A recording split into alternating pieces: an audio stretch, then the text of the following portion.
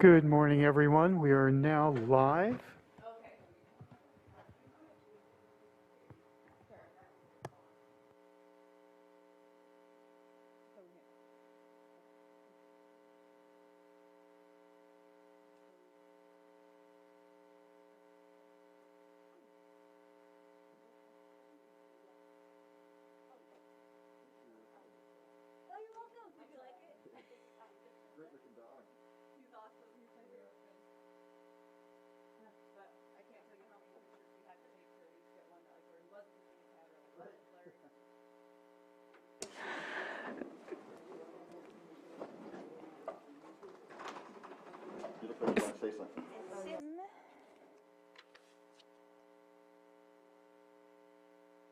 Oh God, okay.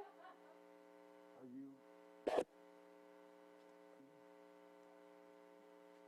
Is there a trash can there? Just say flamingo and I'll cut the meeting.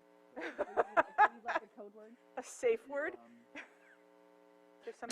Good morning, everyone. I'm showing a time of 9 o'clock. If we could please take our seats.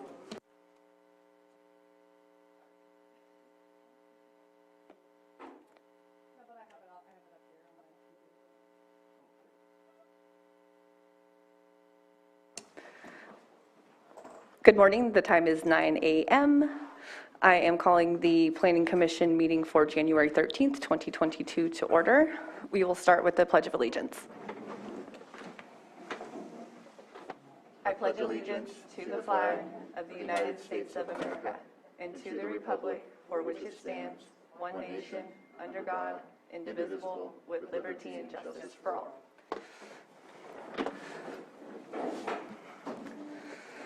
Thank you. And while we are waiting for our 9:05 item, if there is any citizens' input, feel free to approach the podium. That would be anything you'd like to discuss that is not on the agenda.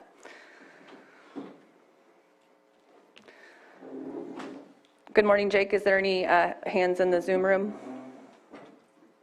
No, there are currently no hands raised in the Zoom room. Okay, thank you. I do have someone in chambers. And just, and it's not pertaining to an agenda item for today? It's not pertaining to the agenda item. It's related to the industry. As a whole? Yes. All right. And I've got a bone to pick with the Planning Commission too, but we'll talk about that. Okay, so just be. My name is Randy. I'm sorry. Hey, you know the drill. So first and last name. My name is Randy Pledger. I live out on Butts Canyon Road, across from this the agenda item. Mr. Sonny. Anyway, it doesn't matter. I like the gentleman. I'm not attacking his position. I'm not any of that. What I am attacking is the preferential treatment that this board has been giving cannabis growers. Number one, I'm going to explain. I have two instances where I was lied to by this panel. Well, Victor Fernandez is your representative, correct? Believe you. I'm not allowed to answer questions, but. Victor Fernandez is. He's a planner. Yeah. Okay, but he was my go-to man for this situation. This is about a year ago now. A year ago, before the permits were issued, I made a complaint about them. You see, they were supposed to obey the law. They're not supposed to be doing things outside of the law. Well, this gentleman that I'm talking about, and I have a court case, so I'm not going to mention his name, had multiple plants in buckets ready to be planted. It's a direct violation of what this thing is all about. You got to obey the rules. Okay, Victor Fernandez. Okay, I also complained about how they put in the brand new road and how it was going to cut off water drainage from my place. Okay, and it has. I've got a field now that is between 4 and 6 inches of water on it. I've got a Mustang that goes. Well, that's her spot. Well, she's injured now because of that, because the water is staying there, which really, really prompted me to get angry. I mean, I'm really angry. And I look back at my case, and I found an email from Victor Fernandez. And it said that he went out and investigated. This is the day after I made my complaint. And he saw no cultivation whatsoever. There's only 400 plants, but he don't see them. I had pictures that I put in front of everybody. Anybody that would listen to me, they were date stamped. And they said, hey, that looks like marijuana. Sir, I recall your earlier comments about this item. Okay. And I asked you that day to, if you had brought pictures to go along with your comment, and you had not, you didn't have pictures with you, so we couldn't really respond to your concern at that time. If you could please speak into the microphones. Oh, well, I thought I spoke loud enough, but okay. Thank you. Anyway, I had the lady that was in charge, the director that was gone. I issued her, put it in her hands. She saw the date stamp. She said she would take it. Now, she was the acting member of this plan. Well, let's just forget that for a second. I got other things. Okay, with this water that they've cut off, and this, he said he didn't see any drainage problems. Well, they covered up the culvert. Somebody allegedly poked a hole through this thing and let water take its course. Okay, I did it. I poked a hole where the culvert was going to be, and the water pressure from all the water that was all over my property took care of the business. But that culvert was buried, and he came out there and he said he didn't see it. I've got an email, which I will produce. It was kind of comical.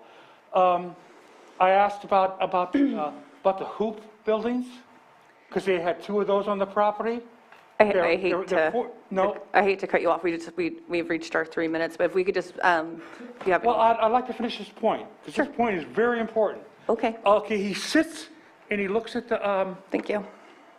his investigations, and he says he goes out there and looks at the hoop buildings, and then he comes back on the email and says that those hoop buildings, 40 foot long, are for flowers and vegetables. 40 foot long, and he's only got hundreds of plants of marijuana sitting in front of it. But those buildings were for flowers and vegetables. It's a direct violation, and I've got an email that shows that. I'm sorry Victor's not here, because I would like to confront him face to face. I don't talk around anybody's back. What's on my mind comes out my mouth. Thank you, gentlemen. And ladies, I'm sorry. Thank you. Anything else for citizens' input not in regards to any agenda items before I close it and move forward? Jake, any hands in the Zoom room? No, there are currently no hands raised in the Zoom room. Thank you. Okay, I'm showing a time of 9:07. We will go ahead and pick up our first timed item. This is a public hearing of a major use permit UP 20-75 and a mitigated negative declaration IS 20-88. The project applicant is North Coast Select Incorporated. They are proposing a co-location/clustering of permits for cannabis cultivation operation to allow 70,560 square feet of mixed light canopy area within greenhouses equipped for air filtration systems in a total of 168,680 square feet cultivation area. The project includes additional greenhouses for immature plants, a processing facility, a drying building, 32 2,500-gallon water tanks, security, and a perimeter fence.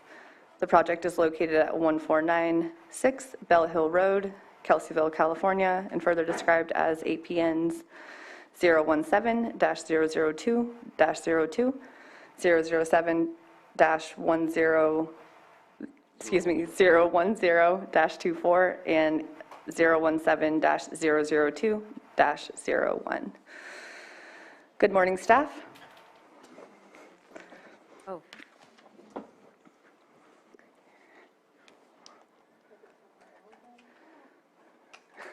It looks broken.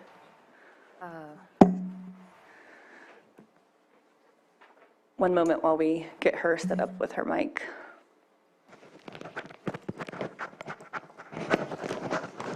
Good morning, commissioners. Sorry about that.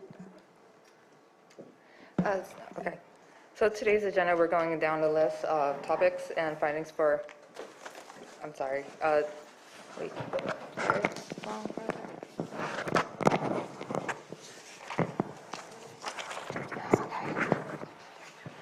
Okay.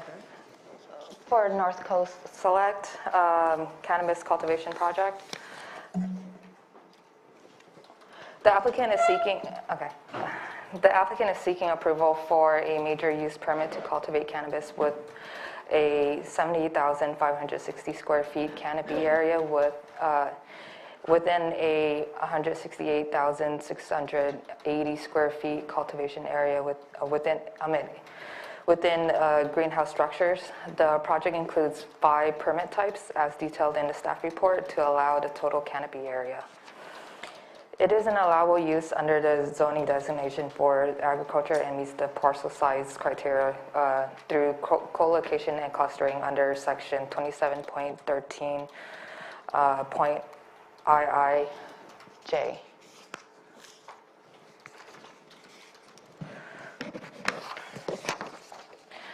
The site is within the Big Valley District American Viticulture Area and the Farmland Protection Zone. The project parcel is surrounded by zoning designation agricultural preserve to the north and southeast, and to the east and west of the parcel are designated as agriculture. To the south is rural residential. The surrounding parcel range from 1.35 to 80 acres in size. Several residential areas and off-site residents surround the parcel. However, the nearest is approximately 800 feet from the proposed cultivation site.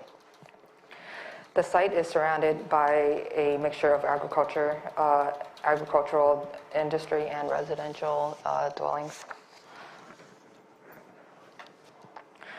The applicant is seeking approval for a major use permit to cultivate cannabis with a 70,560 square feet canopy area within 168,680 square feet cultivation area.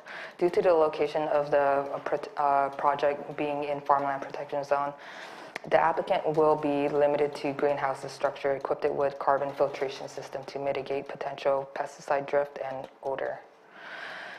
The proposed improvement also include additional greenhouses for immature plants, a 5,000 square feet processing facility with ADA compliant restrooms, 2,400 square feet drying building, 32 2,500 gallon water tanks with 4 at each greenhouse structures.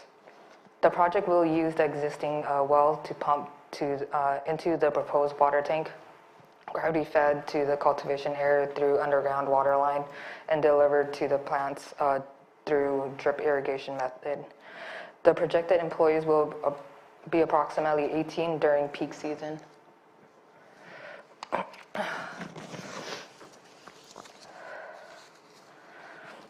The project area is currently developed with an existing great vineyard, existing abandoned single-family residential with septic system, small outbuildings, and frost protection agricultural reservoir.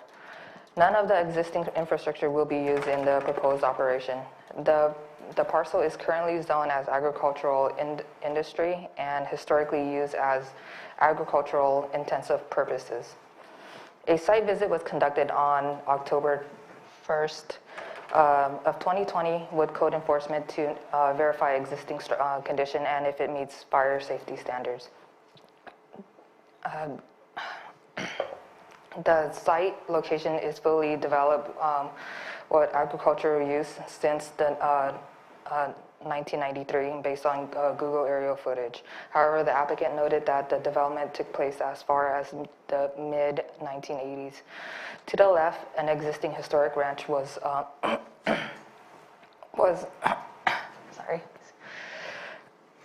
built in the early 1900s. However, the improvements of the house made it ineligible for inclusion on the state register of historic resources due to the constant upkeep and improvements.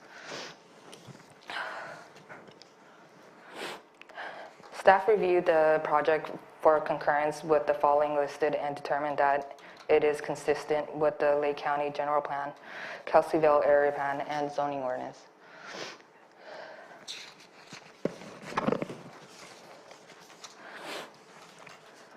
Commercial Commercial cannabis cultivation is an allowable use within this land use designation and is located appropriately to support the use.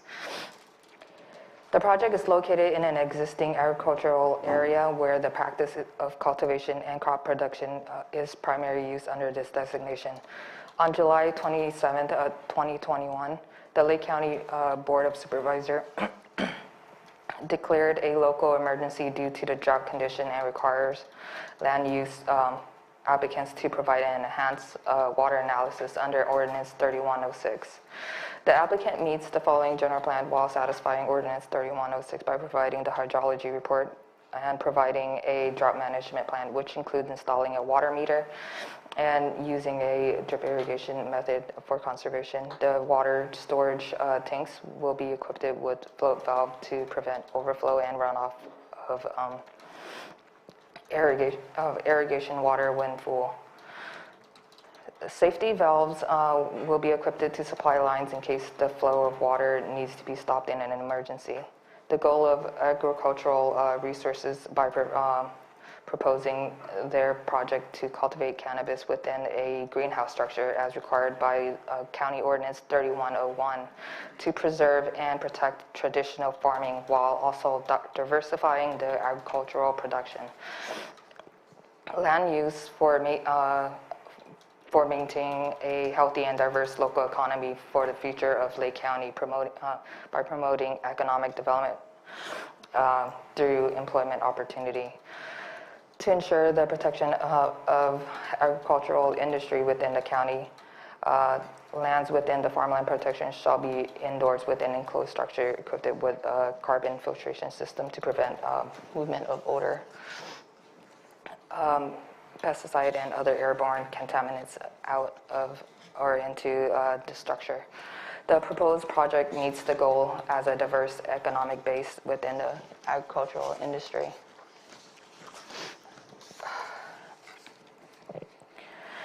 The proposed project meets the Kelseyville area plan when it comes to the land use designation for agricultural crop production. The applicant is required to provide and identify ways to increase supplies and implement conservation techniques for irrigation, water irrigation, which is prepared in the project management plan, drought management plan, and a hydrology report.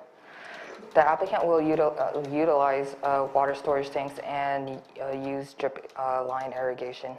Under goal 5.1A-1, the project is located within an agricultural zone with a base zoning for agricultural industry, which is used for intensive ag use, with the surrounding area being agriculture.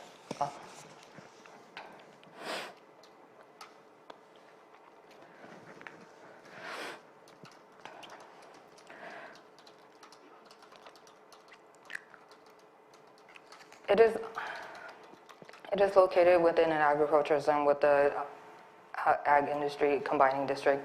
The surrounding area are agricultural land within a farmland protection zone.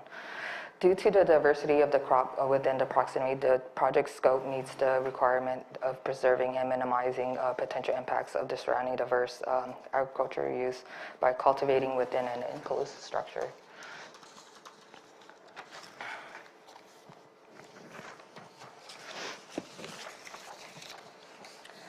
The project scope meets the agricultural zoning district due to the allowable use as an agricultural crop. However, it is an allowable use under the zoning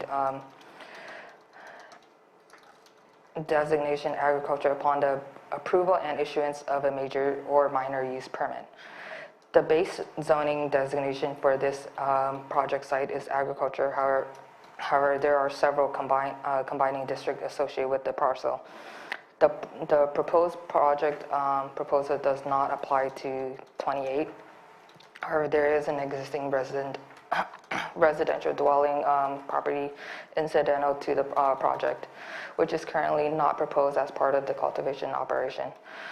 Due to the zoning designation and the intensive use of agriculture within this combining district, if an occupant decide to utilize the property, they will need to apply for a zoning clearance to reside on the property and shall be required to sign a statement of acknowledgement under Article 28. Staff also wants to note that this district is intended to be applied to properties that are intensively farmed, such as, but not limited to, vineyard, orchard, nursery, field, and row crops, and that this district should be applied where restricted agricultural chemicals, as stated under this article, is commonly used. The location of the project does not apply to the requirement as set in Article 36 within a floodway fringe combining district because the proposed cultivation area is outside the designated flood hazard that would include additional regulations set in this article. Article 37 applies to the regulatory setbacks to preserve, protect, and restore significant riparian system, stream and their riparian aquatic and woodland habitats. The nearest watercourse is Adobe Creek. Under Article 37, additional requirement includes a 30 feet setback from the watercourse. However, under Article 27, the project location shall be set back 100 feet from all watercourse. The project site, location, and scope of the project meets all of the additional requirement under the combining district within Article 36, 37, and 28.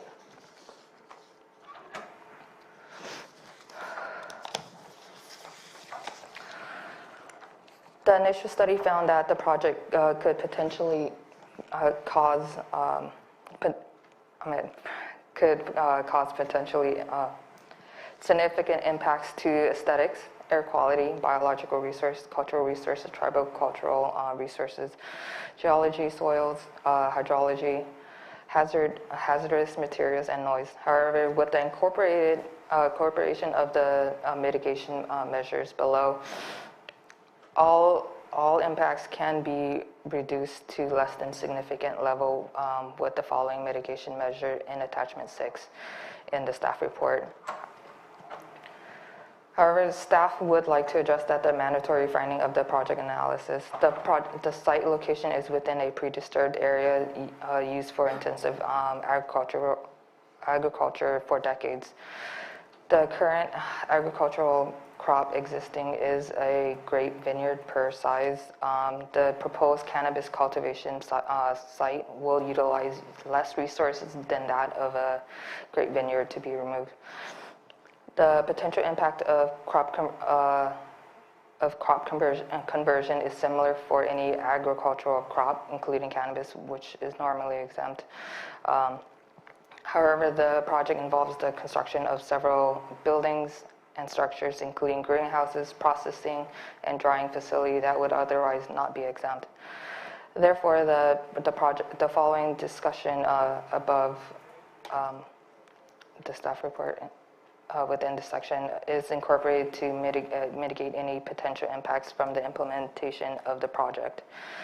In addition to the mitigation measures listed in the staff report, the following attachment, the applicant will apply for permits from various agencies, including the Bureau of Cannabis Control, the State Quality Control Board, and any other applicable agency to operate a commercial cannabis cultivation operation.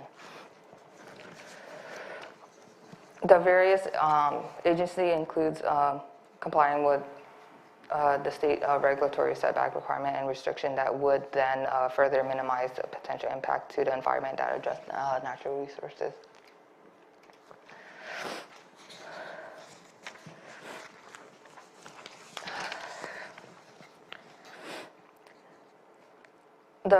The project scope complies with the minimum regulatory requirements set by the local ordinance to address the health, safety, morals, comfort, and general welfare of those working or residing near the proposed use. Prior to the applicant constructing any type of structure, the applicant shall obtain the necessary permits and licenses from appropriate federal, state, and or local government agencies. Additionally, the Community Development Department would conduct annual compliance monitoring inspection during the cultivation season to ensure compliance with the county ordinance. the approved property management plan, mitigation measure, and conditions of approval. The location and size of the project site complies with the local ordinance regulation regarding use and setbacks.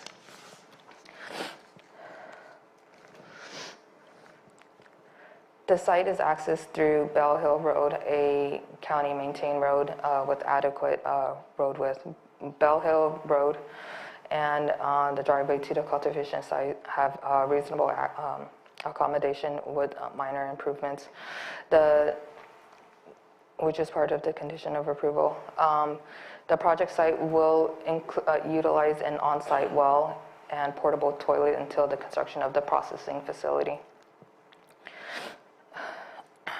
Additionally, the project parcel has adequate emergency service protection through the Lake County Sheriff's Office, California Highway Patrol, and the Kelseyville Fire Protection District. The applicant is required to adhere to all applicable local, state, and federal regulation, mitigation measures, and conditions of approval intended to ensure the adequate services and maintain safety at the site. The cultivation of commercial cannabis is a permitted use within agricultural zone district upon securing a major use permit according to Article 27 of the Lake County zoning ordinance.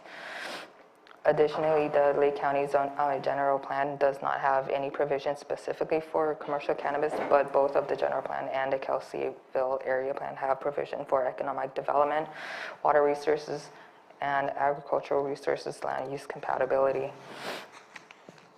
The parcel does not have any outstanding or active violation on the property.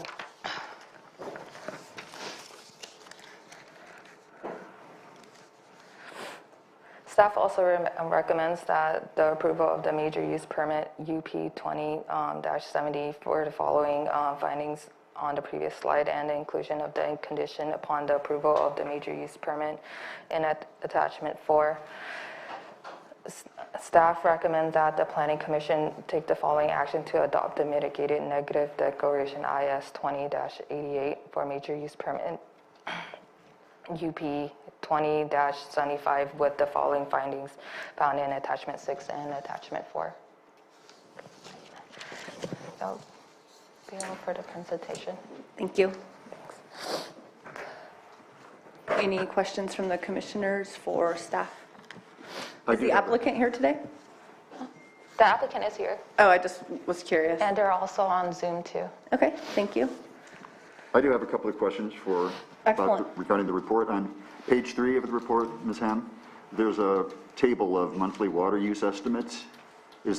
Are those estimates just for phase 1 or for the project as fully built out? Fully built out. So that's around 1 million gallons a year as fully built out. Okay, thank you. And then on page 7 of the report, there's a reference to the main limitations of this unit are the hazard of flooding in areas adjacent to streams, and this is adjacent to Adobe Creek. And capital improvements on this unit should be built to withstand flooding. Is that the plan, to construct things to be able to contend with flooding? And if the applicant would prefer to answer that. Absolutely. Just be sure to state your first and last name for My us. name is Michael Burleson. I'm the applicant. 1 second. Sam, can you hear him? If you could just talk a little closer to the mic. So then, yeah, we're definitely going to be ready for any sort of flooding. We're doing a foot of under excavating and then a concrete slab that all these will be anchored to. And the report refers to toilet singular and toilets plural. How many toilets are there going to be? During construction, we're going to have multiple Right. porta After- potties. After construction. After that, we're going to have multiple bathrooms, but we're going to have one handicap accessible ADA compliant bathroom. Okay, thank you. And then I did have a couple of questions about the agency comments, attachment 7. And on page 262 of 300, on page 261, there were comments from Lori Schmitz from the water boards about adequate drinking water for employees, based on the number of employees anticipated. Has that been resolved? We are definitely going to have adequate drinking water. The number of employees that they put was at peak season times. You know, this greenhouse is going to be pretty automated and climate controlled, all of that, so we're not going to have that many full-time employees. That's for like, you know, certain times of the year. No, I'm neutral on the number of employees. Okay. I just wanted to be sure that the drinking water requirements were 100% we addressed. will. 100% will meet all that. And then on the following page, 262, the staff report said that no adverse comments had been received, but the now retired former county surveyor Gordon Haggett, in response to an email from the planner, said that the project, including greenhouses and grow area, will take up about 7 acres of the property. So with the grow this size, this close to a major creek, and using this much water, I would be hesitant to issue a negative declaration. Did you ever cover that base Yeah, with Mr. Haggett? Mr. Haggett assumed that it was a negative declaration, not a mitigated. Uh-huh. So he didn't think that there was going to be mitigations in there. I clarified it with him that there is mitigation measures for that kind of project. Great. Thank you. Commissioner Fields, do you have anything to say to the applicant or to staff before we open it up for public comment? Yes, I had a question for staff. I was looking over the agency comments, and I'm wondering if you consulted the Ag Commissioner. Excuse me? I didn't see any consulting with the Ag Commissioner. It's clearly an Ag district, and I was wondering if he I just didn't didn't, get any comments was he consulted? from Mr. Haggett. No, the Ag Commissioner, the Agricultural Commissioner. So, Satir, the question is whether or not, during our request for review, whether or not the Ag Commissioner was notified and if any comments were provided. They were notified. Speak in your mic, please. Oh. Yeah, they're always notified. But I didn't receive a response from them. Okay, thank you. And then I had another, a question. There were a lot of documents that were produced over a period of time, and some of them talk about tree removal, and some of them say there's no tree removal. Are you planning any tree removal? There's no tree removal from the cultivation site. The only thing we were talking about is tree removal around the house that's not even in use as we continue, but as of right now, no. Okay, thank you. Sure, go ahead. To answer Ms. Fields, so the area of concern was the heritage trees, that they're not being proposed to be removed. Thank you for clarifying. If the I do commissioner, have another question. Go for it.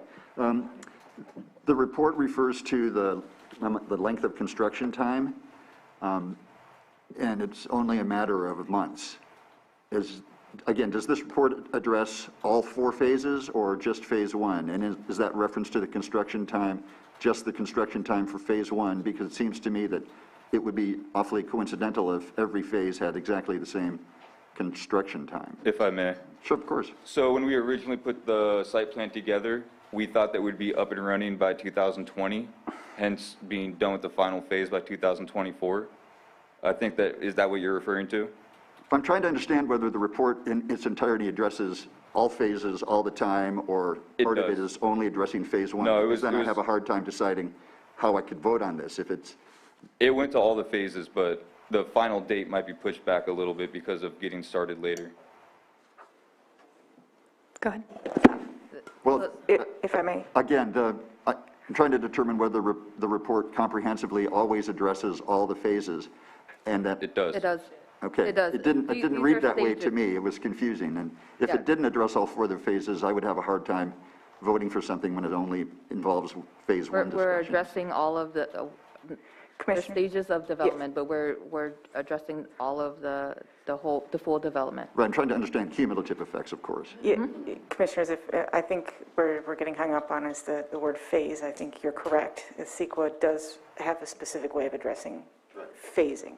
And phasing is usually when a project's impacts for future parts are unknowable now. So further CEQA review is done in the future, and I can understand where you're getting confused, that if this is in fact a phased project, that implies that this is the case here. And I think so staff should, you could ask staff to clarify what they mean here, whether it's phasing or if it is simply stages of a project and all of the elements of those stages of that project are knowable now. If you could pretend I just asked that question. Yes. Rather than repeating everything you just said. It is stages, it's stages of development, and it is assessed as the full development. So there's no phases. Thank you. Stages.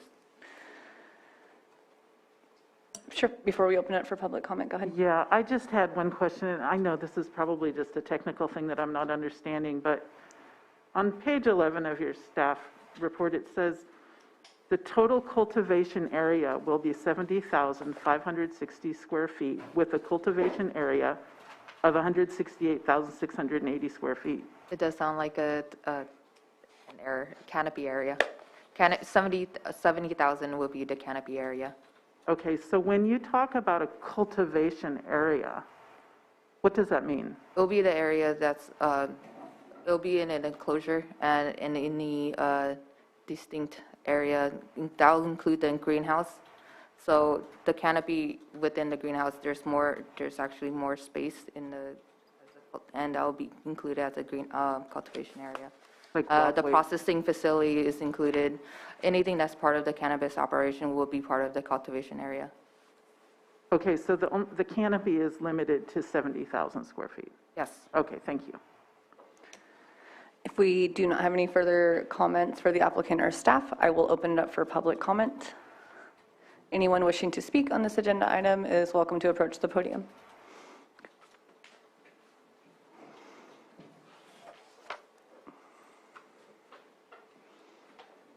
Good morning.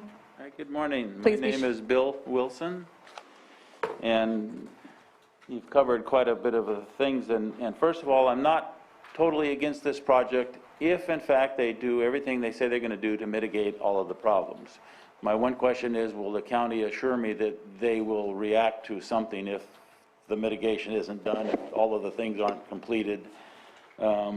The other thing I would question, talking about the agricultural area, and I think with the agricultural commissioner has said cannabis is not considered an agricultural crop.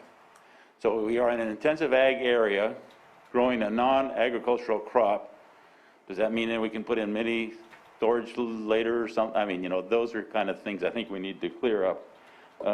This sort of and things like in their report as far as 128,000 watts of light they're going to have. They can have motorized black shield. If all of that is going to be installed and operational, you know, I have to say I would be okay with that. But if all of this is not done and maintained, what will the county do to enforce it? Those are some of the things that I have questions about. Sir? Did you? Okay. This is Mary Darby, the Director of CDD, and we do have an enforcement team that will ensure that these, what's requested and required, if approved, will be enforced, and we do have annual inspections on particular properties. Okay, and sir, also, if you notice anything that you think needs to be brought to the attention of the department, you should certainly weigh in and feel free to do so. but, yeah, and I guess it would be on a complaint-driven way to handle this. It's not, I mean, I've heard of inspectors going out and coming back, like this fellow was saying, that they've got all kinds of plants, they come back and report that, and nothing happens. So really, it's going to be a complaint-driven situation to have the county react. Well, I think you should feel confident that if you report something specific, that that will be addressed specifically. Okay, because I'm concerned about light, smell, water use, and noise. They're going to have filters, and it's great they're going to have filters.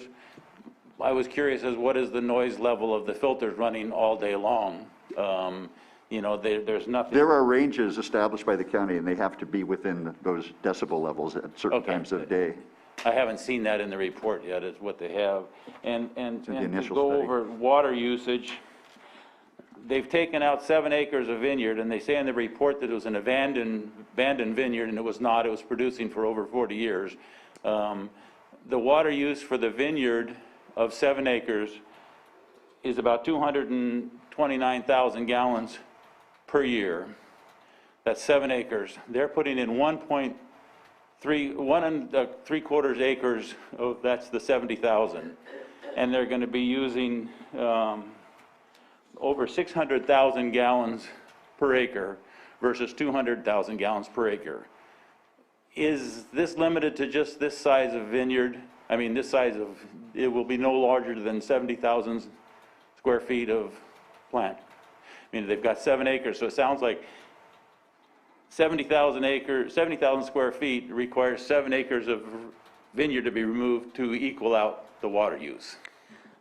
And again, they're saying how the 1 million gallons for 1 3/4 acres ends up being about 600,000 gallons of water per acre per year.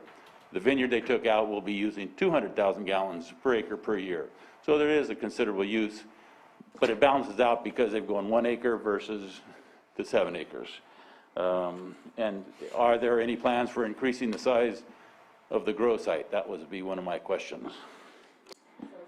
Mr. Wilson, I'm sorry, this is Mary Darby again. If there are any increases in the proposal, if approved, they would have to come back to my department and actually go through a new use permit to be reviewed. And also, I wanted to enlighten you that we do have a new code enforcement manager that's doing exceptional work, and we are actually hiring code enforcement officers that's only going to be working with cannabis growers. Okay. So I'm very confident that we'll be able to stay on top of this.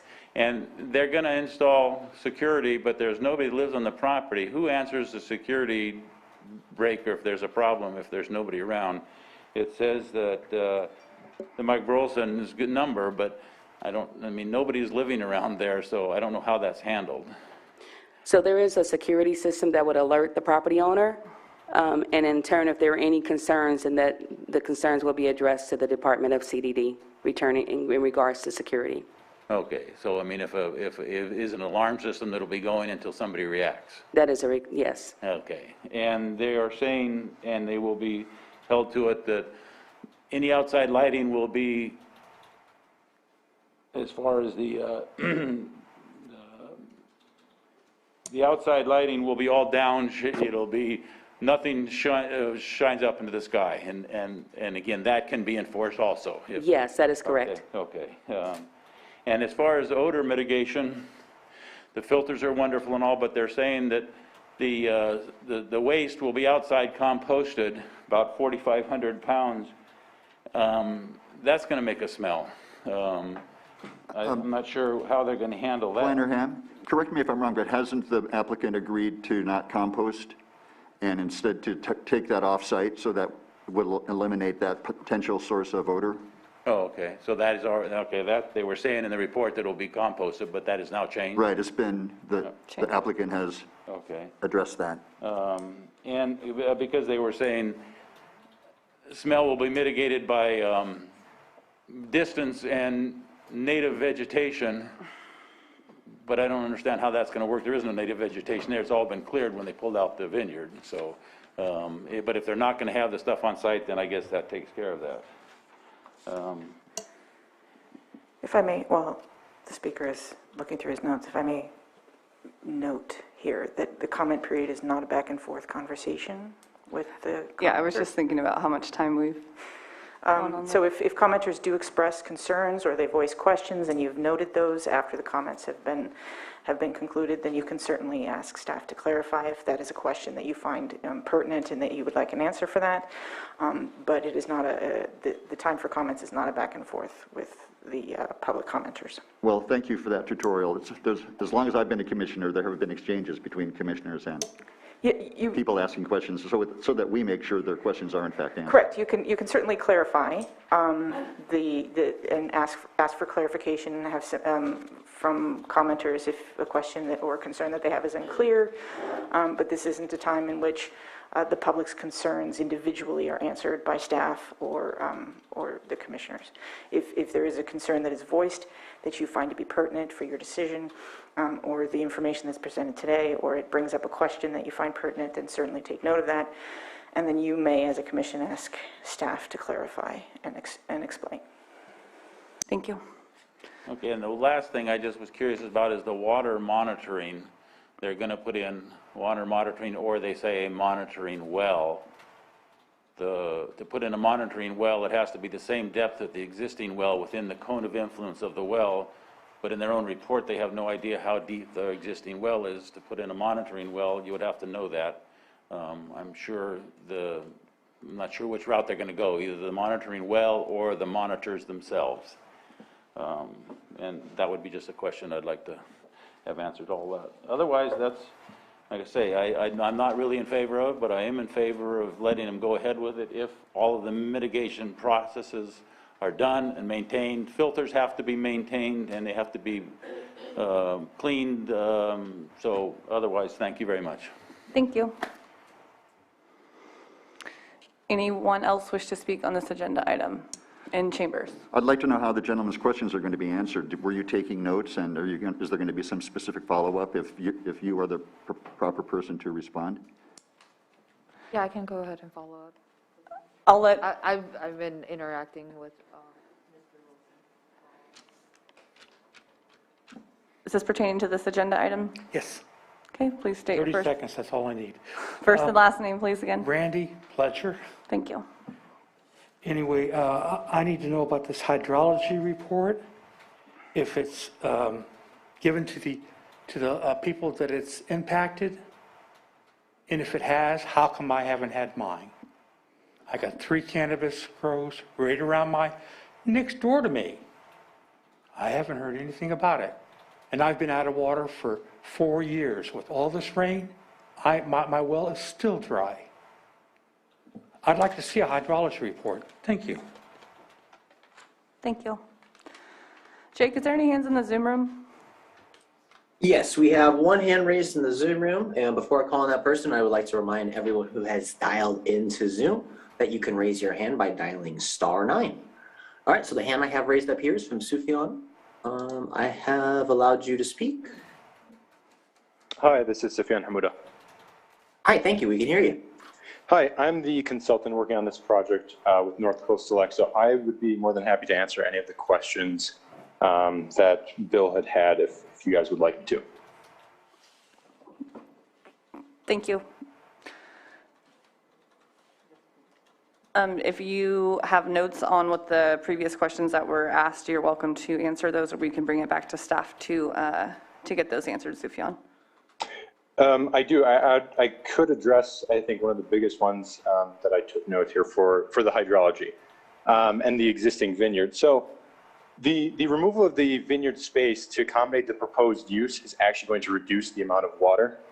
So the existing vineyard of 46.83 acres in 2020 used 28 acre-feet of water, and that was for the irrigation and frost. With the proposed project, it is going to then be reduced to 36 acres of vineyard, which is a 24% decrease. Given the water usage from 2020, the estimated water usage for the 36 acres will be 21 acre-feet, and so that proposed area will actually be less water than what it would be if all of the acres of the vineyard had continued. So the hydrology report also addressed the impacts to the neighboring wells, and the area of influence did not impact any of those wells.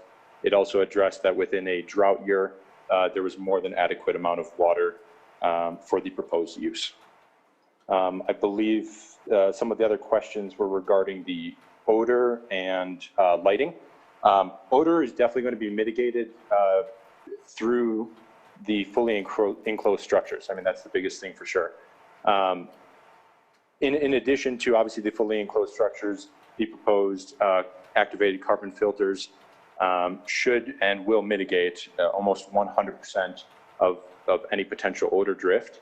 The lighting will follow all the dark sky regulations, so downcast. It will not be cast upon neighboring parcels, and the greenhouses will have artificial lighting on the inside. However, they will have blackout shades, so there will be no lighting coming from the interior of the structures. Those are most of the comments that I had written down, so if you have any other questions, feel free to let me know. Thank you. Jake, is there any other hands in the Zoom room? No, at this time, there are no hands raised in the Zoom room. Thank you. Anyone else wish to speak in chambers before I close public comment and bring it back to the commission? Okay, I'm going to go ahead and close public comment and bring it back to the commissioners.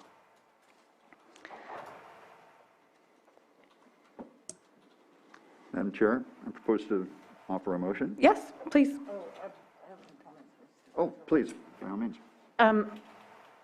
I don't know if there's anyone here who can speak on this, but I'm very concerned about the response from the senior conservation advocate for the Center for Biological Diversity, who's very worried about the hitch in Adobe Creek being affected by this.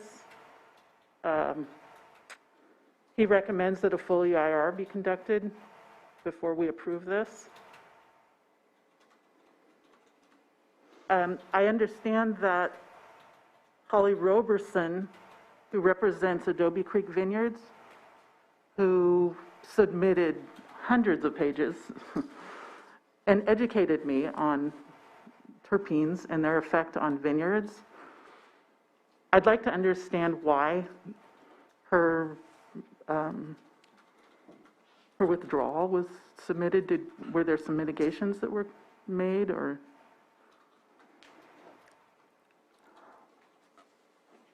Mike Burleson again.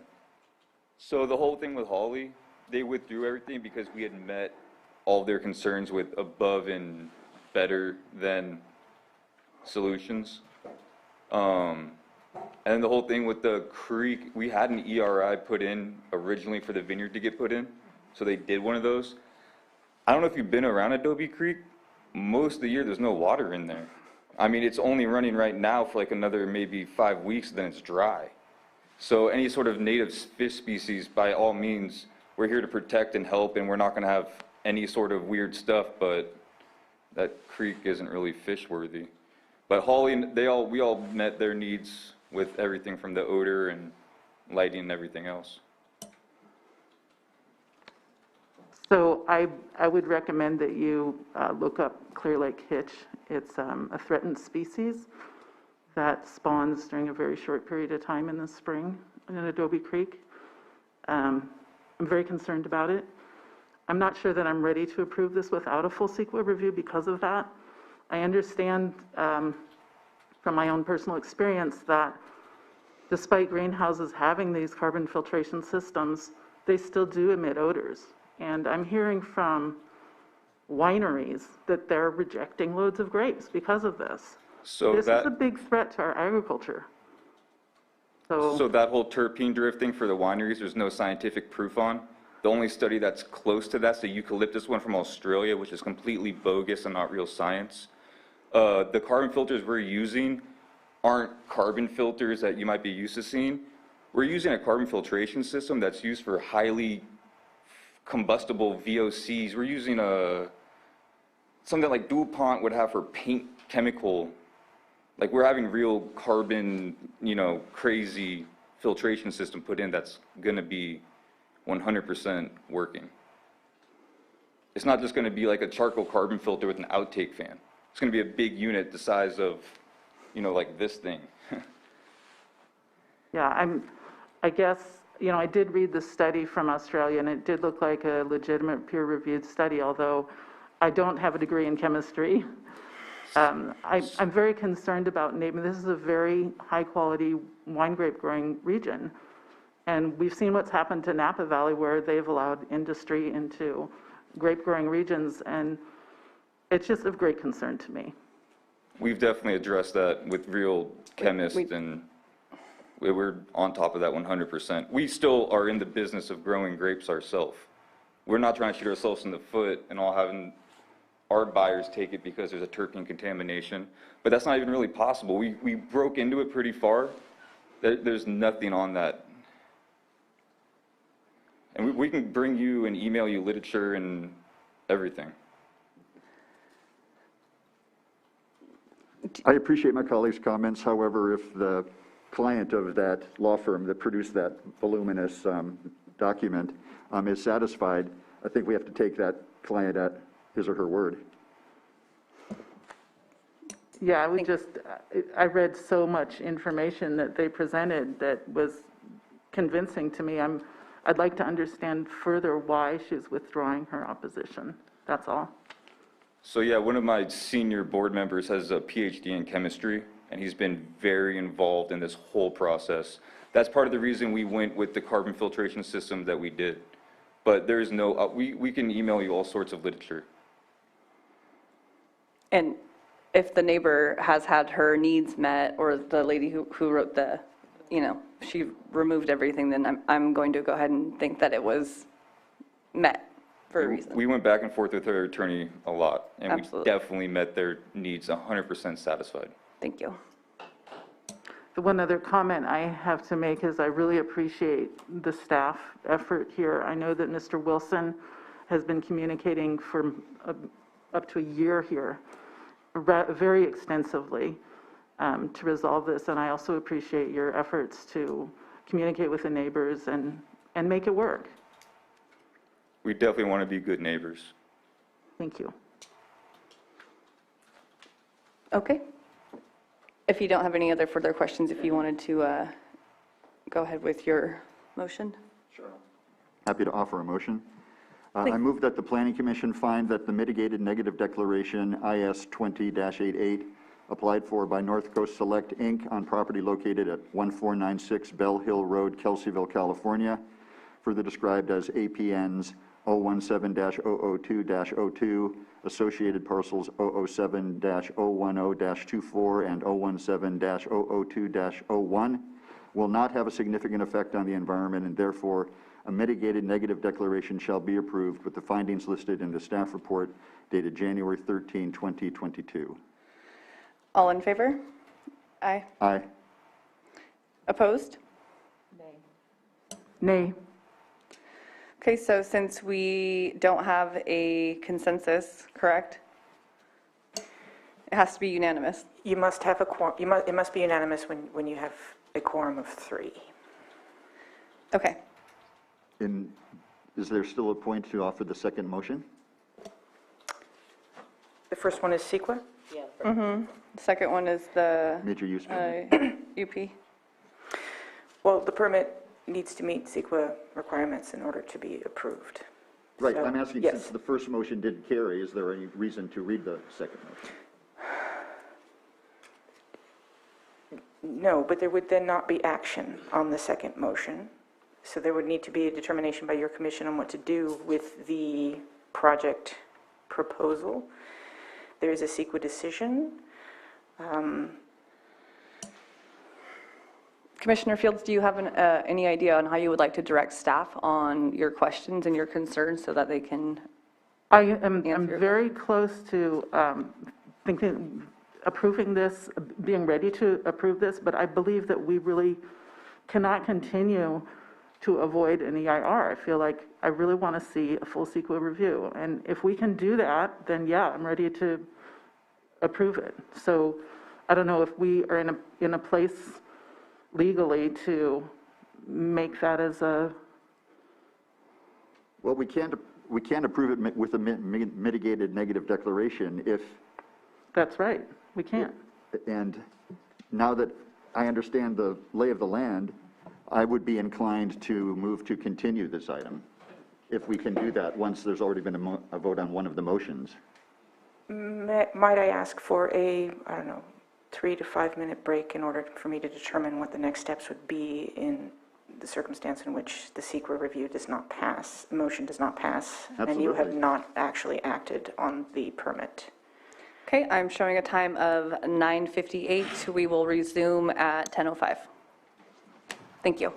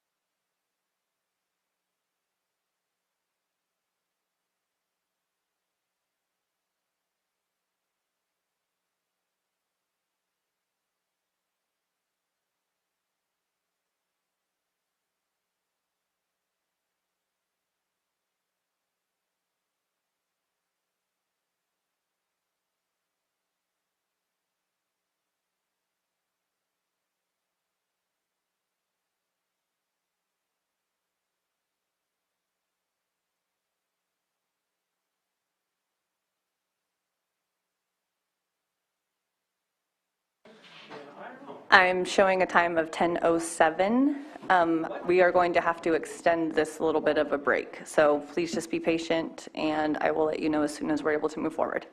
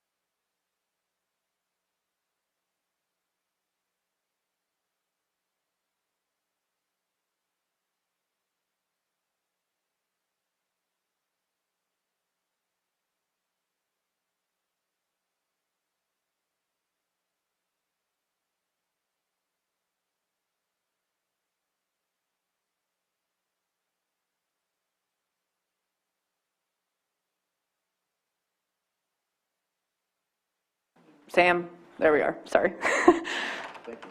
Sure.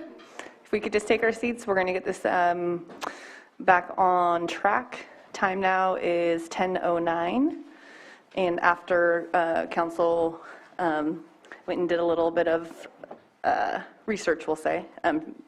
Take it away, Nicole. Let us know. So just so we know we're all on the same page, I can give you some clarification on the results of your action today on when there is a bare quorum of 3.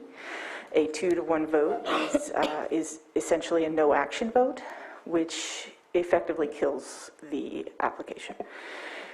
It is, so even though it is no action and not defined as a no, it is by practical effect a no. However, if that was not the intended, in the intention of your action as a commission, you do have the option of a motion for reconsideration to reconsider your last decision. So someone would offer a motion for reconsideration, there would be a motion vote. If your commission decides to reconsider, you could potentially, if this is your intention and what you would like to see done, you could ask staff or you could direct staff for more information. So you'd be reconsidering the no vote or the no action vote on the CEQA review. You could then ask staff for clarification that could include things like information on why or why not an EIR would be necessary here, along those lines, things along those lines, something you think would assist in your decision as a commission. And then you would continue the item to a date and time certain so that staff could bring, staff could bring the information back to you that you have requested of them. So those are your options. Thank you. Since I'm the one who has some issues, I'd like to go ahead and make a motion to continue this item. My apologies. It would be a motion to reconsider the decision that you have just made. So it would be a motion for reconsideration. There would be a second, and then a vote. 3 votes would move the motion forward, and then you would clarify with staff what it is that you would need in order to make your decision. Okay. And move forward with this application. And then at that point, you could, if you choose, continue the item. Okay, I would like to make a motion that we reconsider this item at a later time after. No, you have, go ahead, Nicole. We reconsider our prior action. So there's a motion for reconsideration motion. for today to reconsider the decision that was already made. The two in favor, the one that was not in favor, what you're doing is you're taking back your not in favor, and then you're going to say we're going to reconsider as a whole. And then however you would like to, whatever questions you need to have asked, we need to direct staff So- to go ahead and. Once we've determined that we unanimously want to reconsider our previous action and vote on that, Right. then we can move to continue. So Okay, the I effect, understand that. right, so the effect of the vote of a 2-to-1 with one no in a 3-person commission is a no action. A no action means that the application and the process. denied. Stops here, correct. Right, okay. That's If not that is your intention. Right. And that is what you mean to, that is what you meant, then that would be your continued vote. You could omit, you could not, you could choose not to offer a motion of reconsideration, either you or anybody else on the commission. If, however, that was not the intention, and you wish to reconsider, you may offer, one or all of you may offer a motion for, one of you could offer a motion for reconsideration, and that would be to reconsider the decision you had just made. Right, I understand now. Correct. And then, once that passes, if that passes, then you would be reconsidering what you had just voted on. And as reconsidering, one of the options is To to continue. ask for further information from staff, but you're going to have to, you would need to clarify with staff what that would be. You would need to give staff direction as to what you're looking for to help you make your decision. And then once that is determined, then you would vote to continue the item so staff could bring that information back to you at a later date so that you could then use that information to inform your decision at that time. Okay, So right now it would be a motion of reconsideration, right, and then we can move forward, okay, if that's what's intended. yes. I'm Yeah. facing a motion to pass this, I'm not ready to do that. But I am ready to continue it in order to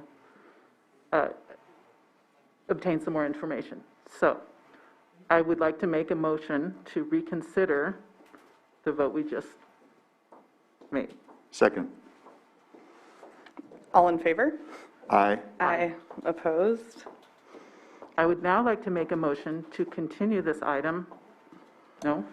In order, my apologies, staff would still need direction as to what you're reconsidering. So if you're reconsidering the item, which you are because of the vote that just occurred, you're back where you were before the motion for CEQA approval was offered, in a position where you are faced with approval or not approval of this particular project. What would you need as a commission to inform your decision on CEQA evaluation? Yes. For a future date? You would give staff direction now so that they could later bring that information back to you. Okay. So would it be appropriate for me now to address staff about my issues? Yes. Okay. So I have some concerns about the effect of terpenes on neighboring agricultural crops. I know very little about the subject. It seems to be evolving. I'm also very concerned about whether this project will affect hitch spawning specifically in Adobe Creek. Those are my two major concerns. I think the other things are things that I can research myself. Is that enough direction? Okay, thank you very much. If you would not object to my perhaps adding a little layer to that? Before you do that, Commissioner Hess, there's something I think I should address now. While you can gain background material and information for your information, you as commissioners cannot bring evidence to the commission to inform your decision that the others do not have. So evidence should come from staff, it should come from the public, it should come from the applicant. You cannot present it yourself. So if you do have concerns, it would be best to express them all to staff so staff can provide that information to you on the record at the time that you make your decision. Okay, that's interesting, thank you. I'm also concerned about the flooding, the the flood zone that it's in, and what would happen if the dam that is directly upstream were to fail? What the implications of that would be? Are you saying it would, failing as a result of this project going forward? No, no, no, no, no. Because, but then why is that question relevant if it's not related to the application? Well, what we're doing is we're creating a use in a floodplain. And I'd like to know what the likelihood of a dam failure is. I'd like to know what would happen if that occurred. I think this would apply to anything downstream of the dam. I just want to kind of bring it back to application specific, the amount of information that staff has provided us. The applicant is here. I don't want to, I understand your concerns on all of the things that you have listed. I just feel like it's too much of a gray area. It's a little too it's not specific enough, I feel, for direction to have them go out and try to get those questions answered for you. Okay, I guess I could be more articulate about it. I'm concerned about the cumulative effect of projects like this in this specific area.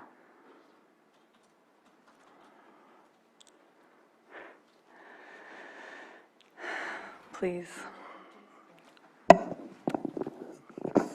My understanding of your concern, Commissioner, was that you wanted staff to explain why they didn't believe an EIR was necessary. And you haven't given that direction to staff yet. I'm not trying to put words in your mouth, but I thought you were fundamentally concerned about why there was no EIR, rather than dam failure, for example. We have a letter from the Center for Biological Diversity that articulates pretty specifically why an EIR is needed. In their opinion. Well, yes. But staff, I'm not a biologist, but I would. But are you directing staff to come to a different conclusion, or just explain why it came to the conclusion it came to? Because why would they necessarily come to a different conclusion? Well, then, if you're asking me to make a decision today, then I would say no. I don't see that we have enough information. I think. I'm not asking that. I'm asking you. You haven't given specific direction to staff about the creation of an EIR. You've asked about terpenes and other things. If I may, I think if your, Commissioner, if your concerns are founded in a comment letter that was submitted that outlined argument for an EIR, it would be reasonable, and in fact it is required under CEQA that staff address those comments. In some circumstances, that staff, at least within the CEQA documentation itself, address those comments in relation to this project. MNDs, you're not necessarily required to insert responses to those comments, whereas you are with an EIR, but it is required under CEQA that if there is substantial evidence in the record that supports a different argument, a different outcome, that there will be an impact, that the agency address that. And if that is your concern, that this letter may have provided argument that would support an EIR, that you're asking staff to provide a response to that, to show why the EIR is not necessary, and that they have addressed those concerns in those comments. Did I understand you correctly? Yes, well, it's possible that they don't exist. It's possible that I just am not ever going to be convinced that this is adequate, that this is a good idea. So I would like to give the applicant an opportunity to study the subject further. As far as I know, the Hitch do go that far up Adobe Creek, but I don't know that. I think further review, it's going to take further information to convince me. Let's just put it that way. Convince you of what? That this is not going to have a harmful effect on fish spawning in Adobe Creek. So this is Director Darby, if I may jump in here. I would like to have the opportunity to continue this project, to answer some of the questions from Commissioner Field in particular, and also to get with the applicant to answer some of the questions about the mitigated negative declaration in which we reviewed in our department, and also to further look at the possibility of providing an EIR to address some of the issues regarding the hitch and the dam issues in which you are requesting. So if we can have this project continue to maybe a time to be determined, that would be awesome, and that would be my recommendation at this time. Thank you. Would it be appropriate for me to make such a motion, Nicole? If your commission has outlined all of its concerns and you have expressed the information you would like to see from staff and given staff direction, and you feel that everything that has been said that you needed to say as a commission, then certainly any of you could make a motion to continue the item. Well, I would like to make a motion, as Mary Darby suggested, to continue this item to a time to be determined. Second? Can you say that again? Second? All in favor? Aye. Aye. Opposed? Motion carries for continuance for a date uncertain. Thank you. That being said, we'll move on to our second agenda item.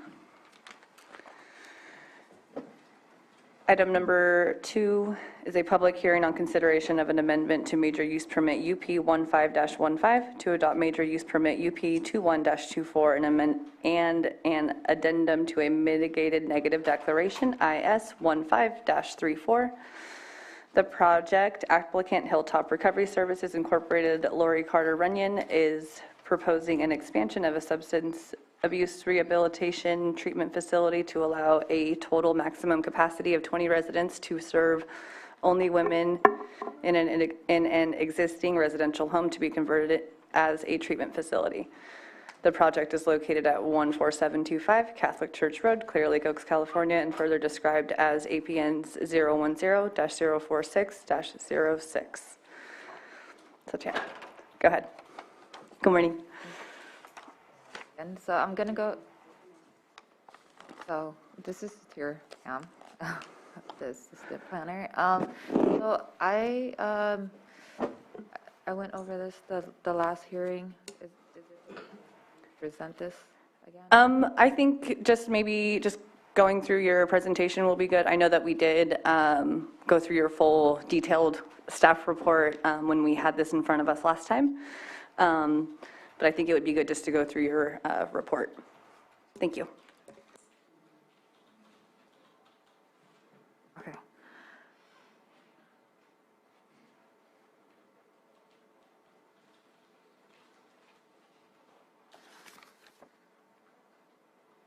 So the applicant is requesting a reapplication of an existing major use permit under Article 27 for a community care facility.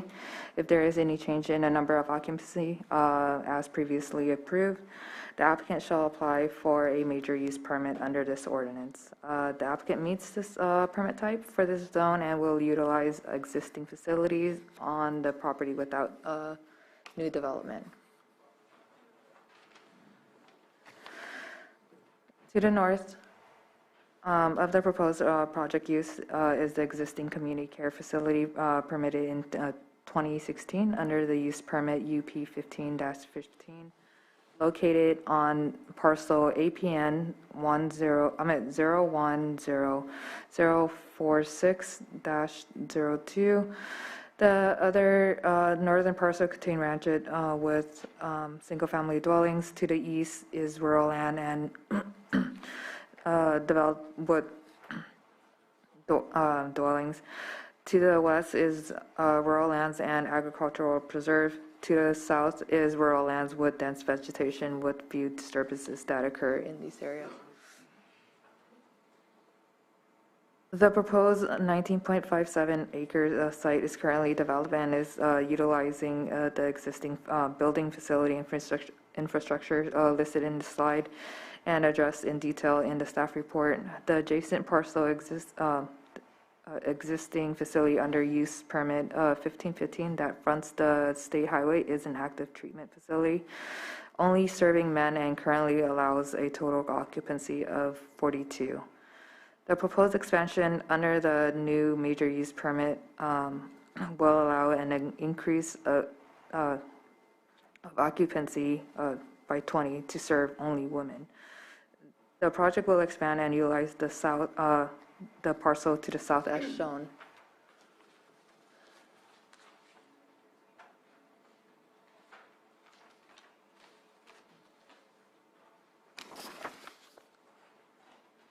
The applicant has requested and received an early activation of use to allow the existing dwelling to be used as an emergency shelter for women while the use permit request is processed.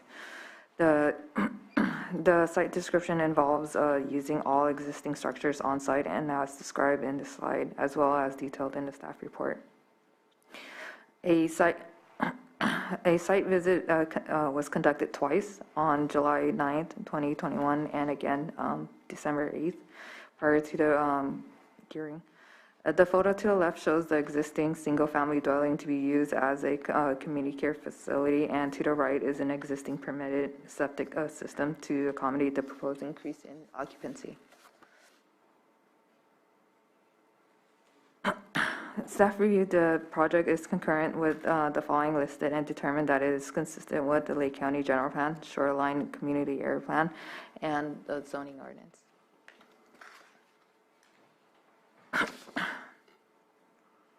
The project is an expansion to an existing community care facility from an adjacent parcel north to of the proposed project site. The proposed project complies with the general plan for rural lands as other typical uses permitted conditionally when it is coupled with the Lake County Zoning Ordinance Article 27.13 E. Under this section, community care facility includes residential facility, residential care facilities for elderly, adult daycare facilities, home finding agency, and social rehabilitation facility as defined in section 1502 of this Health and Safety Code. The Lake County General Plan addresses homelessness as one of the major population concerns within the housing element and falls within the category as special needs. According to the general plan, the loss of housing is usually the result of multiple factors such as chronic health pains, physical disability, mental health disability, and drug and alcohol addiction, along with an inability to access the service and long-term support needed to address these conditions. The proposed project involves providing treatment services for drug and alcohol patients to recovery that would otherwise result in an individual who would likely be classified as someone with special needs. The project proposal provides transitional housing and a life and safety system for women in recovery and may otherwise be homeless or without safe and clean housing. The project meets this goal. The project is located within scenic combining designation. The project is located far from Plainview off of Highway 20 with dense vegetation, providing a natural view along this route. There will be no development upon project implementation because it is existing and currently meets the height requirements set forth in the scenic combining district. Therefore, it would not impact the scenic viewshed. And therefore agree with the policy 3.4.4A. Policy 5.1.1F encourage the development of appropriate medical and wellness services.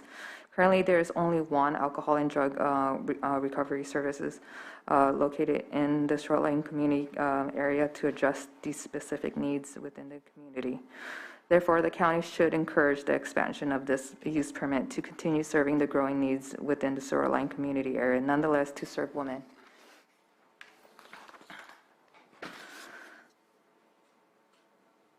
In this slide, staff will demonstrate how each of these sections of the zoning ordinance are met. The project zoning designation is rural lands. The proposed project is an allowable use under the zoning designation rural lands and provides a large portion of the parcel undeveloped and remote for proper rehabilitation. It meets the zoning ordinance under a use permitted in Chapter 21, Article 7.3M for those use permitted in the rural lands district with a zoning permit in Table A, Article 27. The project is located within the Waterway and Scenic Combining District.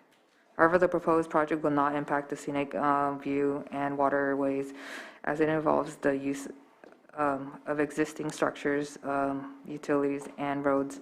As stated in both Article 34 and 37, the existing structure meets the intent set in both districts. All situated away from areas designated for scenic routes and waterways. Therefore, the proposed project implementation does not require any additional condition or mitigation to satisfy the elements of Article 34 and 37. The purpose of Article 27 is to allow for the uses possessing characteristic of unique and special form to make their use acceptable in one or more district upon issuance of a major use permit. In addition to any required building grading or and/or health permits, specifically, Section 27.13E permits a community care facility with the following condition listed in the staff report in detail in attachment 2. The existing permitted project under major use permit UP 15-15 is currently governed under the mitigated negative declaration IS 15-34.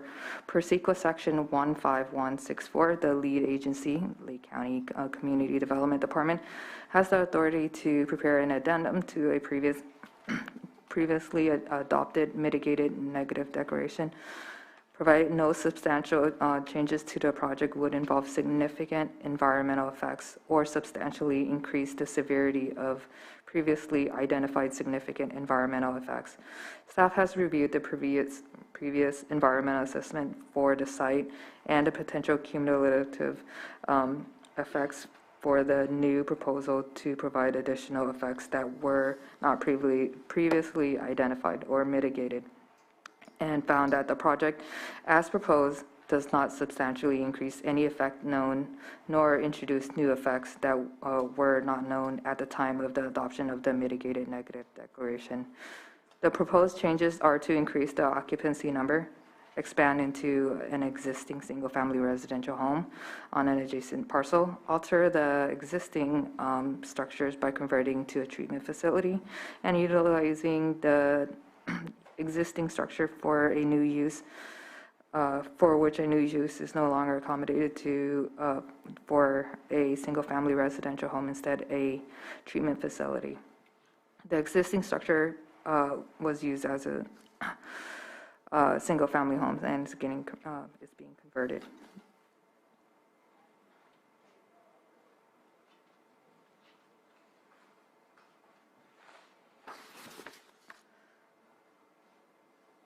The project was previously approved by the Planning Commission in 2016. The project proposal for the facility is not expected to create or exacerbate, which upon project implementation could be a detriment to the health, safety, moral comforts, and general welfare of the persons residing or working in the neighborhood, because the applicant proposal integrated any potential concern in the project scope to be remediated. The applicant will make minor adjustments to the existing facility to meet regulatory compliance for local and state to accommodate the additional 20 occupants. The siding has been established and meet the adequate size, shape, location, and physical characteristics to accommodate the proposed expansion. Though the expansion will result in 62 occupancy, the residents of the facility will not have access to their vehicle and will mainly be used by staff and guests. Environmental Health commented and noted that the applicant obtained an alteration septic permit in 2020 to accommodate the changes in use of the residents for the expansion. The applicant also issued a permit for an existing well. The project is consistent with the county code as listed in bullet 5 There are no existing violation on the property, therefore the project proposal meets all of the following finding for approval. Staff recommend that the Planning Commission take the following action to adopt an addendum to the previously adopted mitigated negative declaration, provided that the project is a minor technical change and is supported by substantial evidence.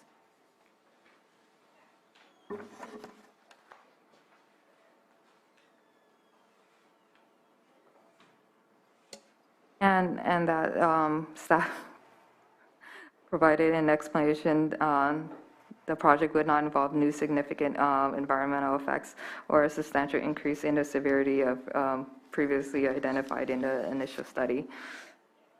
Staff recommend that the Planning Commission take the following action to approve the major use permit to expand the number of occupancy to serve women, with the following findings stated in the previous staff slide and the staff report.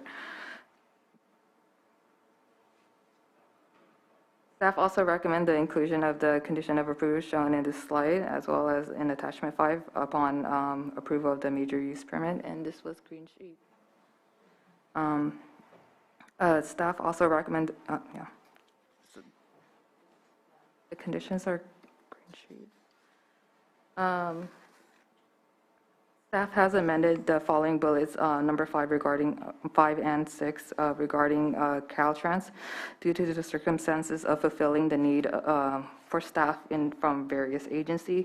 Staff requires that the applicant shall coordinate with Caltrans to conduct a site visit to satisfy the state regulatory requirement for road standards.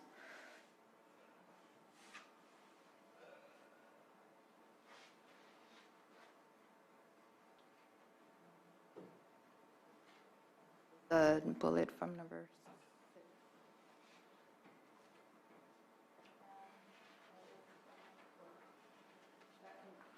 6. That concludes the presentation. Okay, thank you so much. All right. Thank you for going through that again in such detail. Before I open it up for public comment, does either of the commissioners have anything for staff or the applicant that I do believe is in chambers? No? Okay. We will go ahead and open it up to public comment. Anyone in chambers wishing to speak can please approach the podium. Jake, I will check in with you for any Zoom hands here shortly. Good morning. My name is Jackie Chernow, and my husband and I live on 14723 Catholic Church Road. It's right down from the proposed project of the women's facility for Hilltop. Since the last public meeting regarding the expansion of Hilltop Women's Facility, Hilltop went ahead and put up a sign, and the sign is at the edge of the women's proposed area, the gate of their property, and it's heading, kind of pointing down our road, and the sign says, dead end, private drive, no solicitation, no trespassing, and we're still getting people coming up the road to our home wanting to know where Hilltop Recovery Services is.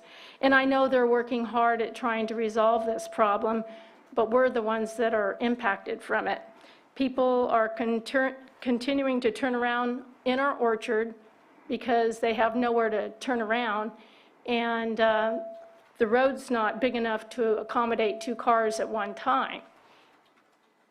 And the county hasn't maintained the road in years and years and years. So if the county approves this project and we continue to have, the problem of these people, not clients, but customers looking for Hilltop coming to our home, we would like either a battery or solar generated gate to be put up by either the county or Hilltop to prevent this from happening, because it really is impacting our life, and we don't have anything against Hilltop. I'm a registered nurse that was employed by Adventist Health for 22 years, and so I'm well aware of the need in the county. But we're the ones that are being impacted from this. And so that's all I have to say. Thank you. Thank you for your comment. And I do believe that was brought up at the last meeting, something like, I know that was something that she wanted to look into further as far as a gate. We'll circle back to that.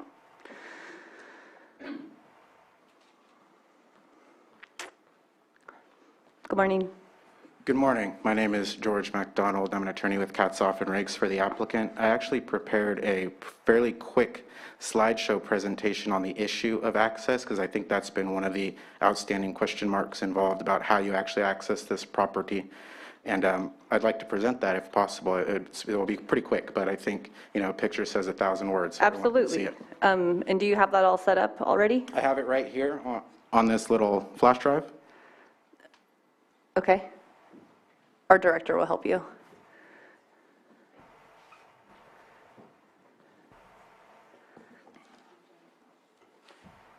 It will be the only thing on there. Made it easy. I lied. It'll be the only real file on there.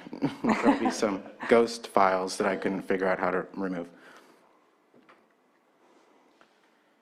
While we're getting that set up, Jake, is there any hands in the Zoom room? Yes, we do have some hands raised in the Zoom room. Okay, I'll take one hand for now. Just a reminder to have them say their first and last name, and they will have 3 minutes while I get this presentation set up, please. All right, I've given Donna Makowitz permission to speak. Looks like you're unmuted. Will you please confirm your first and last name? Donna Makowitz. I'm from Clear Lake Oaks, and thank you for the opportunity to say my comment.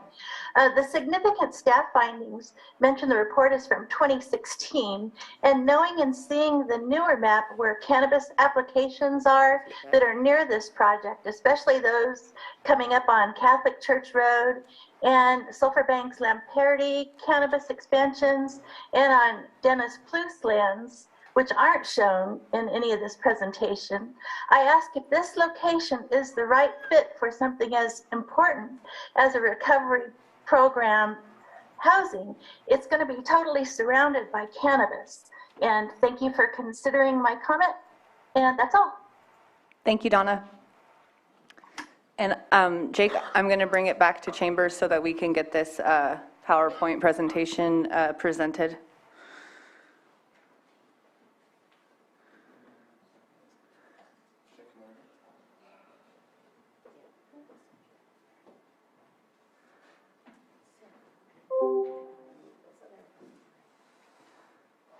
Let's share screen.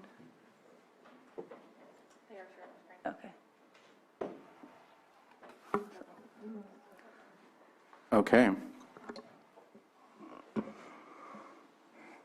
we ready? Absolutely. Floor is Okay. yours. Thank you very much. So like I said, I would just like to provide an overview of access about how you access this facility in real-world terms where it's located at 14725 Catholic Church Road. The reason why this is important is because both Lake County GIS map and Google Maps have incorrect road names, so it's become quite a point of confusion. So I would just like to walk the planning commissioners through it so you don't have to go out there yourself. So you'll see exactly what we're talking about. I'd like to also point out that, the applicant here is Hilltop Recovery Services, a California nonprofit public benefit corporation. So, right, I think it's important that we remember when we're imposing conditions such as road conditions that this is not a cannabis mogul. This is a nonprofit providing a community benefit, so they do not have deep pockets like some folks may have to improve roads and things like this. How do I go to the next slide? Spacebar, maybe? There you go. Oh, that? Okay, that's right, okay. Okay, so this is a map, and you can see I put the project site right there. It's in the lower portion, 14725, that's what we're speaking about here. The other facility is located across the street. It's on a separate parcel, and it's operated pursuant to UP 1515. That is located, it has a State Highway 20 address. Catholic Church Road is in the top left-hand corner coming in, and you can see there, Catholic Church Road, it's County Road 215. This is a county road, and that's where the access is. There's an electric gate right there, where it says location of electric gate, and that provides access to this property. The private driveway for 14725 Catholic Church Road, that's the driveway that you go down and to come to this facility.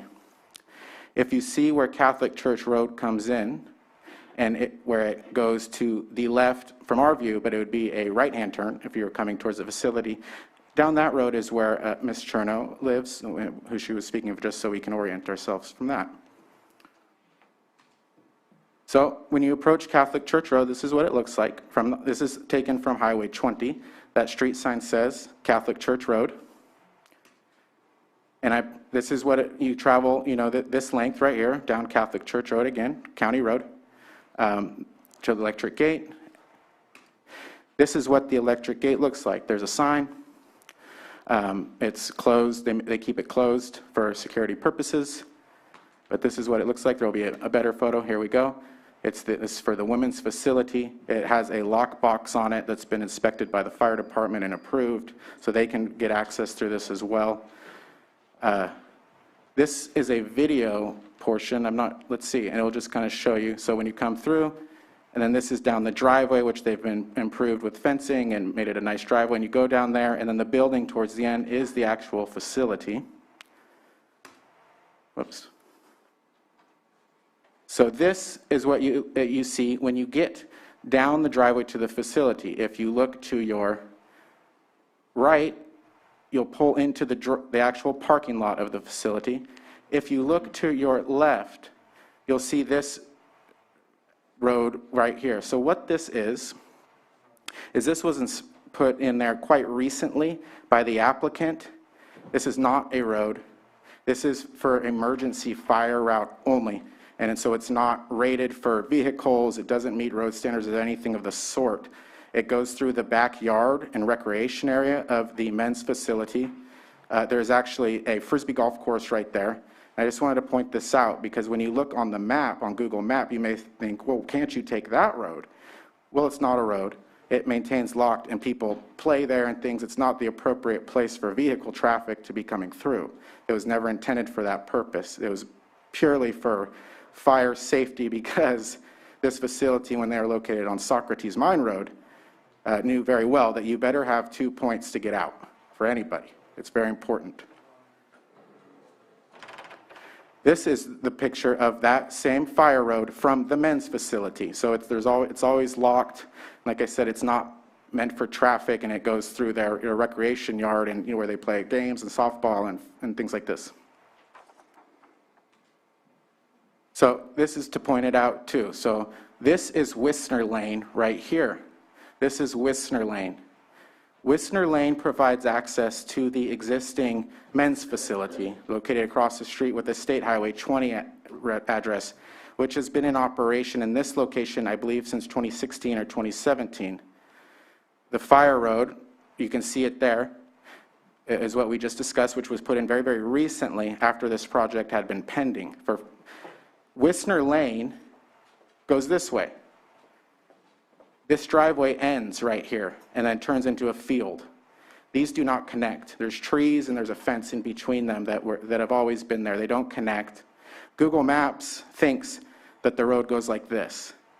It does not. In a real world geographical matter, it doesn't connect. So I spoke with Caltrans yesterday on the phone, Mr. Robertson, and he said they had some comments about improving Wissner Lane because when they looked at Google Maps, it showed that Wissner Lane connected. And he said, well, that seemed to be the most direct access. So I explained to him, well, if you go there in real life, they don't connect, and they never have. And really, this private driveway is an extension of Catholic Church Road, and that's how you get to this facility. And I think, right, Mr. and Mrs. Chernow will attest to that this is the access for the facility because people use it. So it's my understanding that Caltrans, though, they will be coming out and taking a look at this whole situation because they haven't ever done that. They were just basing it off of maps from their office wherever they are in Sacramento. So they've agreed, though, that they're going to come out, and that's why those two conditions relating to Wissner Lane were taken out, and now how it will work is Caltrans will come out and we'll meet with them and show them around so that they can understand. And they've said that if access, right, is via Catholic Church Road, a county road, then there will be no highway access issues at all. So we don't anticipate that there will be any need to improve Wissner Lane. for this facility. So I'd also like to say, so this is Wisner Lane from Highway 20, and how you get to the existing men's facility. There was a question about signage on Wisner Lane, which was right here. That's been removed. So that was resolved. And again, it just does not provide access to the other facility. You can't go through there. So that was the entirety of my short presentation just about access, because I think it was very important we all understood. I would like to comment about the neighbors not, having folks show up at their home. So what the real issue is with that is that the existing facility for men, Google has the wrong address. So if you type in Hilltop Men's Facility, right, which has been there since 2017, for some reason Google takes you to the home of Mr. and Mrs. Chernow. We don't know why. We've been trying to get it resolved. Google, unfortunately, plays a big role in our lives now, and it's hard to communicate with anyone with a brain over there. So we're still trying to figure this out. I mean, we're doing whatever we can, whatever solution someone comes up with, we're happy to assist in that, as far as it's within the bounds of what the applicant can do financially. Whether or not the county is able to put a gate across that road, I don't know, because since it's a county road. However, I do know there is some procedure wherein the Board of Supervisors can abandon and vacate a public road and restore it to private ownership. And at that point, the private citizens who own that road can put a gate up if it has been abandoned. It's my understanding that only 2 people live on that road, and both of them would like this gate. So that may be a potential solution to discuss among staff and potentially the Board of Supervisors to see if that is something that could happen in reality. And then they could put a gate and have this road as a private road. So that is something that I would just like to suggest. I'm not sure if it's available here at all, just, not any, it was just a general thought that could be a resolution here.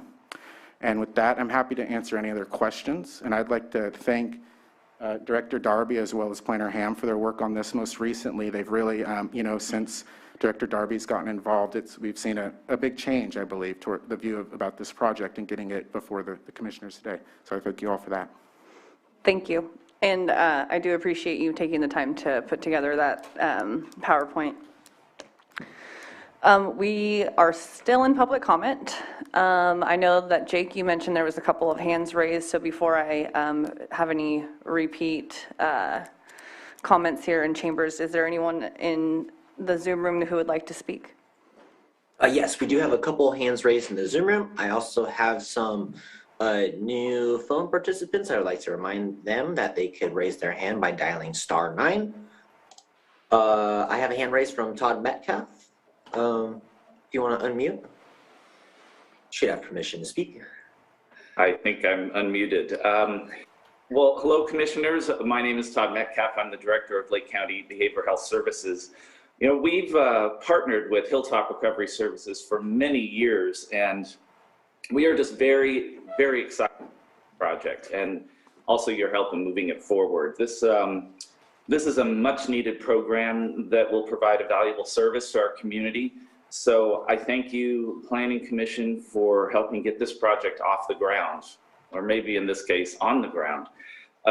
So I just thank you again for your work on this. Thank you, Hilltop Recovery Services.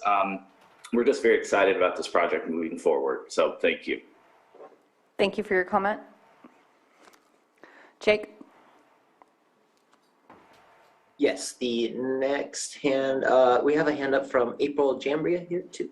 I always mess up that name, I'm sorry. Good morning, commissioners. My name is April Gambra. I am the Substance Abuse Program Manager for the Behavioral Health Department, Services, Treatment Services. I just wanted to say that, we currently have a large request for women to access residential treatment. And right now they are currently having to go out of county to pursue placement. And ideally, it is best practice to provide an opportunity for those individuals to attend services inside of the county. This is a much needed service. And so I just, again, wanted echo Mr. Metcalf's appreciation for everything that the board has done, as well as what Hilltop has continued to do throughout the years of many, many years of service in this community. So again, I thank you for everything that you have done, and I thank Hilltop for everything that they have done. Thank you. Okay, I have at this time one more hand raised in the Zoom room from a Becky Schwenger. Becky, I'm giving you permission to speak. Hi, my name is Becky Schwenger. I'm a resident of Lake County, and I'm also a paramedic in Lake County. And I see firsthand the effects of homelessness and substance abuse in all ages and genders. However, I note that we don't have many services for the female population, and it's a much needed service. I support the project, and I also have a daughter who is staying at Elijah House. She's homeless. She's been there since September, and she's been awaiting inpatient substance abuse program. So if this facility opens, hopefully she'll be able to go get the services that she needs there. So I thank you for your consideration of this project, and thank you and have a good day. Thank you for your comment. Jake, Jake, was that the last hand in the Zoom room? Yes, at this time that was the last hand in the Zoom room. Okie dokie. If you would like to approach the podium before I close public comment, that would be great. Thank you. Again, my name is Jackie Chernow, and I'm totally not against Hilltop. That's not what this is about. But I don't feel that it's our responsibility to put a gate on that road and have the road abandoned or whatever by the county. I just don't think that's right. And we haven't done anything. All we've done is live there for over 40-something years and raised 3 kids and have daughter-in-laws and 7 grandchildren. And so we're not, and I'm an RN, and I've dealt with people with these problems and homelessness and everything else. So I'm not against the project. I'm against how it's going for us. So whatever they can do, but I'm against having the road abandoned and us paying for a gate. Thank you. Thank you. Any other public comment on this before I close public comment and bring it back to the commission? Okay, closing public comment. It's 10:59. And we're going to bring it back to the commissioners. Do you have anything to say, Commissioner Hess? No, no comments. No? I just want to thank those who spoke on this project, Donna, Todd, April, Becky, Jackie. I hear your concerns. I feel like this is such a needed service in this community that that's going to override the road issues. It appears that all parties are willing to work together, and I'm sure a solution can be found. Thank you, Commissioner Fields. Just to kind of echo that, I wanted to thank the attorney for putting the PowerPoint presentation together. Anybody who goes down Catholic Church Road and is looking for this facility, it's pretty easy to find. Personally, I could get lost in a box, but if maybe some additional signage, maybe noting the men's facility, something like that to deter any type of traffic going down to the neighboring property. I did do a drive-by. I feel like the distance between where the residence is versus where the facility is, I just would like to see you guys come to some type of consensus and some type of agreement to move forward. I do feel like you guys are all on the same page, and a little bit of communication to get that taken care of and to make sure everybody's happy is the way to go. I would hate to see this take any longer for approval.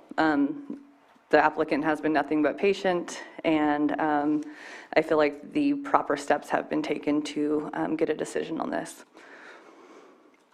So if anyone's prepared to make a motion. I'd like to associate myself with my colleagues' comments and offer a motion moving that the Planning Commission find on the basis of the addendum to the initial study number 15-34 prepared by the Planning Division and the mitigation measures which currently exist with the project, that the use permit as applied for by Hilltop Recovery Services LLC will not have an additional significant effect on the environment, and therefore an addendum to the mitigated negative declaration shall be approved with the findings listed in the staff report dated January 13, 2022. All in favor? Aye. Oh, it has to be a second. Second? Commissioner Fields, is that a second? Yes. All in favor? Aye. Opposed? Okay.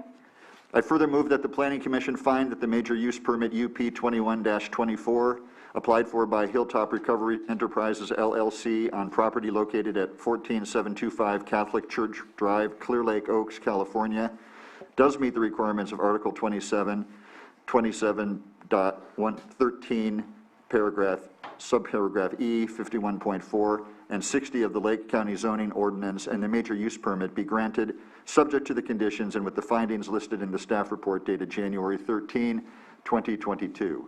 Second. All in favor? Aye. Opposed? Motion carries. Please note that the applicant or any interested person is reminded that the zoning ordinance provides for a 7-calendar-day appeal period.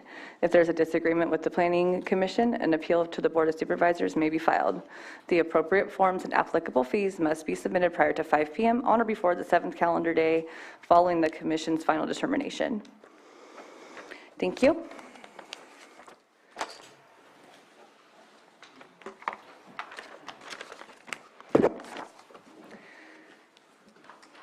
Moving on. Okay, we're going to take a quick 3-minute break today, or excuse me, the time right now is 11:04. We will resume at, we'll say 11:10.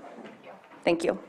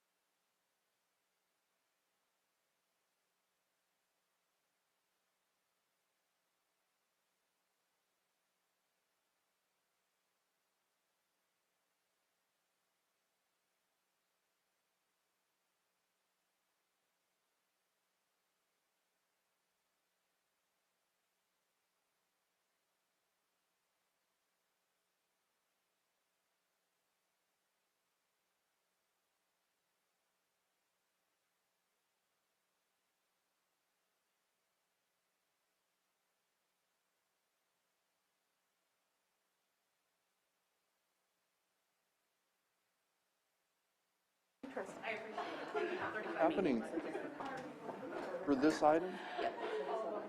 All right, welcome back, everybody. So the time that I have right now is 11:16. I appreciate everyone's patience, first and foremost. However, due to unforeseen circumstances, we are going to have to move the last two agenda items until January 27th, I believe it is, 2022. That is our next scheduled meeting. I do appreciate everyone's patience, staying here in chambers until your item was called. I wish I had another alternative, but as of right now, we have made the executive decision to go ahead and do that. So both of the two last agenda items will be right back onto our scheduled meeting for January 27th, 2022. I hope to see you guys there and to get these rolling at that time. So thank you so much. I will be actually adjourning this meeting here at, wait, actually I'm not going to adjourn it. We're going to do office continuation. So with these two items being not being able to be presented to you, we are going to have to continue continue both items. So if I can get a motion to go ahead and continue those. I so move. Okay, I have a motion and a second to go ahead and continue these items. All in favor? Aye. Aye. All opposed? Motion carries. Thank you again.